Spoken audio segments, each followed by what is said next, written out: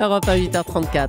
Le vrai faux de l'info. Bonjour Laurent Guimier. Bonjour Maxime Switek. Vous vous intéressez ce matin au saccage du centre-ville de Nantes. C'était samedi dernier. Oui, les opposants à l'aéroport de Notre-Dame-des-Landes ont-ils eu le champ libre, comme le disent certains à l'UMP? Pour l'ancien ministre Éric Woerth, c'est d'autant plus scandaleux que le ministre de l'Intérieur Manuel Valls sait faire quand il s'agit de s'attaquer à la manif pour tous, par exemple. Monsieur Valls, il a condamné tout ça beaucoup plus tardivement que d'autres condamnations. La manif pour tous, avant même qu'il se passe quoi que ce soit. Et d'ailleurs, il s'est absolument rien passé. Il est monté sur ses grands chevaux, il a donné ses coups de menton habituels, puis il a dit « vous verrez ce que vous verrez ». Alors Éric Woerth dit deux choses dans cet extrait. D'abord que Manuel Valls a tardé à condamner les événements de Nantes. Vrai ou faux?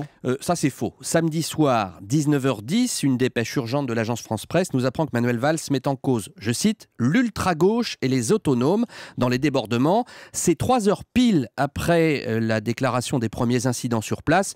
Difficile d'accuser le ministre de l'Intérieur d'avoir traîné les pieds quand il s'agissait de réagir. Mais Éric Woerth dit aussi qu'il y a 2 poids 2 mesures avec les partisans de la manif pour tous qui seraient montrés du doigt avant même les défilés. Alors là, il a raison. Monsieur Woerth fait allusion à ce qui s'est passé il y a 3 semaines. Je vous rappelle, dimanche 2 février, les partisans de la manif pour tous défilent dans les rues de Paris. Dès la veille, Manuel Valls met en garde contre, je cite, les groupuscules d'extrême droite qui pourraient s'introduire dans la manif et s'attaquer aux forces de l'ordre. Alors que la semaine dernière, c'est vrai, il n'a rien dit, rien du tout sur les groupuscules d'extrême gauche qui seraient susceptibles de saccager le centre-ville de Nantes. Il n'a rien dit, mais est-ce qu'on pouvait prévoir ce qui allait se passer à Nantes?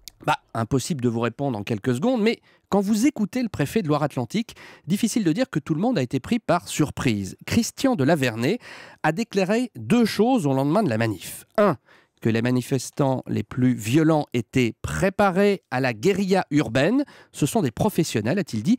Et 2, je cite là encore le préfet de Loire-Atlantique, les opposants officiels à l'aéroport, donc notamment les écologistes, sont la vitrine légale d'un mouvement armé. Je le cite parce que ce sont quand même des termes qui sont habituellement utilisés en matière de terrorisme. Alors, l'État pouvait-il neutraliser préventivement ce mouvement armé? Visiblement non. Et voilà, le vrai faux de l'info. Merci beaucoup Laurent Guimier.